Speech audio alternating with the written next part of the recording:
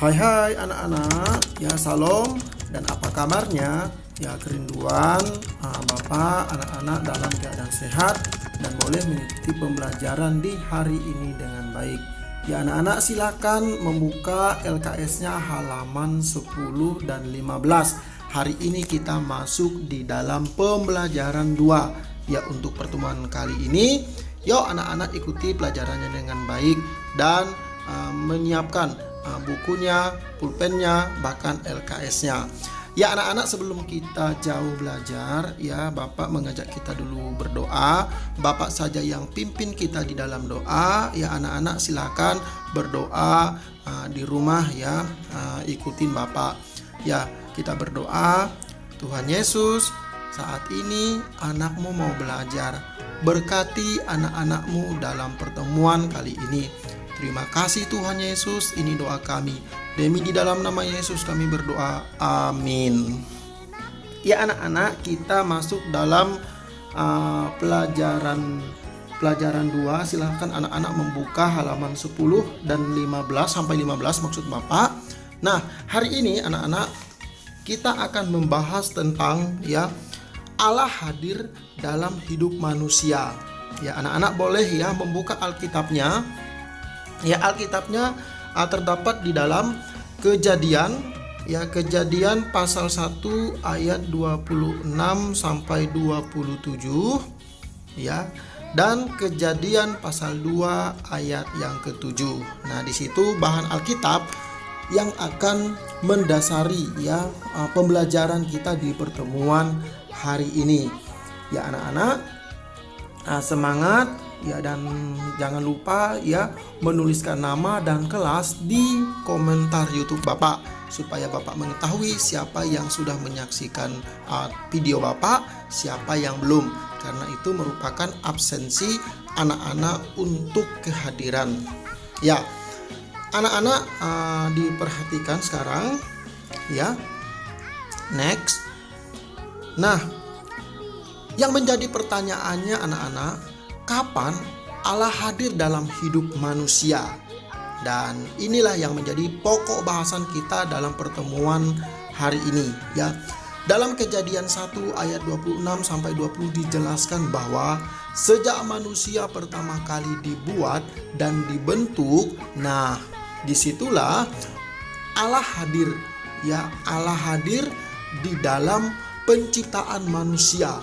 Nah, manusia dibentuk dari Allah, serupa dengan Allah dan diberi napas dari Allah. Dan disinilah letak daripada kehadiran Allah dalam hidup manusia. Jadi anak-anak, nilai diri kita atau diri manusia ya, dalam manusia begitu berharga ya. Di dalam diri kita ini ada hal yang paling berharga. Karena kenapa? Karena Allah yang langsung membentuk kita, karena Allah yang langsung memberikan nafas kepada kita, sehingga nilai diri kita itu sangat baik dan berharga. Oke, anak-anak, Bapak rasa sudah paham ya, sehingga kita mengerti bahwa kehidupan kita ini bersumber dari Allah, dan Allah lah yang memberikan kita ini hidup. Nah, Allah hadir dalam hidup manusia ya, bukan hanya ketika kita diciptakan ya, ketika kita dibentuk, tetapi anak-anak ya, Ia juga ya hadir ya di sepanjang hidup kita. Selama kita hidup di dunia ini, Allah ada, Allah hadir. Nah, baik di dalam apa saja, baik di dalam sedih, senang, berhasil maupun gagal ya, Allah itu ada bersama dengan kita. Nah, anak-anak, kehadiran Allah dapat dilihat juga ya di berbagai peristiwa kehidupan kita, bahkan kehidupan manusia di dunia ini. Nah, perhatikan anak-anak di halaman yang ke-12. Anak-anak boleh bisa melihatnya ya, kehadiran Allah dalam berbagai peristiwa kehidupan manusia. Yang pertama itu ketika lahir ya. Bayangkan saja, semula kita masih ada di dalam perut ibu, sesudah 9 bulan di kandungan ibu, kita akhirnya lahir. Semua orang menyambut kehadiran kita dengan gembira. Itu bentuk daripada kehadiran Allah dalam kehidupan kita. Mulai dari kandungan ibu, Allah sudah menyertai, memberkati kita. Nah, ketika kita berulang tahun anak-anak, nah setiap kali kita berulang tahun, ya bertambahlah usia kita. Inilah bukti Allah memelihara dengan menambah 1 tahun lagi usia kita. Ya, umur panjang ada di tangan Tuhan. Tuhan yang memberkati kita, Tuhan yang memberikan kita keselamatan di dunia ini, sehingga kita masih hidup sebagaimana kita ada sekarang ini anak-anak. Dan itu yang perlu diperhatikan. Yang ketiga itu ketika berhasil mendapat nilai bagus.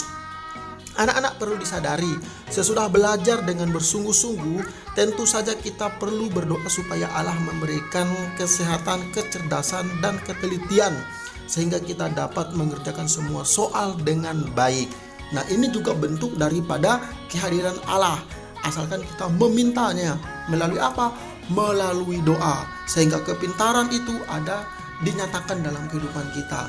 Nah, ini yang terakhir anak-anak, ketika kita gagal. Nah, ya misalnya ketika kita mendapat nilai jelek.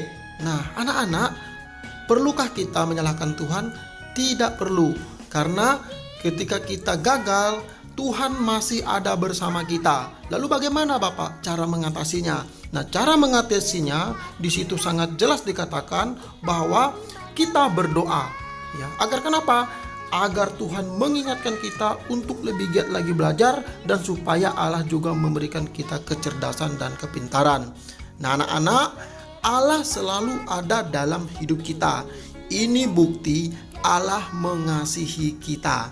Nah, keberadaan Allah di dalam kehidupan kita, ya Dia membentuk kita, itulah bukti daripada Allah mengasihi kita.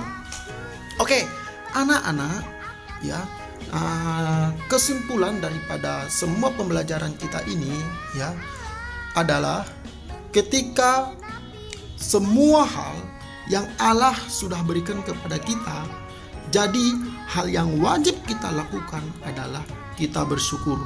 Allah telah membentuk kita, Allah telah memberikan kita nafas, Allah telah memberikan kita keselamatan, Allah telah memberikan kita kepintaran, ya. Allah telah memberikan kita hidup yang begitu berharga, dan yang perlu kita perhatikan dan yang perlu kita lakukan dalam kehidupan kita, kita bersyukur. Ya anak-anak, mungkin sampai di sini dulu ya untuk pertemuan kita hari ini. Anak-anak silahkan membaca modul LKS-nya, maksud Bapak ya, supaya lebih mengerti, memahami maksud daripada pembelajaran ini ya.